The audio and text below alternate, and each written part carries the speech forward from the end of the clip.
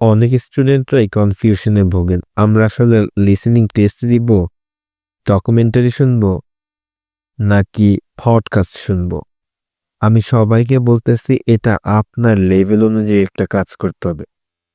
First, যদি আপনার idea জেনারেশনে প্রবলেম থাকে অবশ্যই আপনি ডকুমেন্টেশন শুনবেন, বিকজ এটা আপনার আইডিয়া জেনারেশন লেভেলটা কি পরিমাণ ইনক্রিজ করবে এটা কল্পনার বাইরে। ওইগুলা আপনি আপনার স্পিকিংয়ে ব্যবহার করতে পারবেন। ওই আইডিয়াগুলা আপনি আপনার রাইটিং মডিউলেও ব্যবহার করতে পারবেন। অতএব এটা খুবই হেল্পফুল।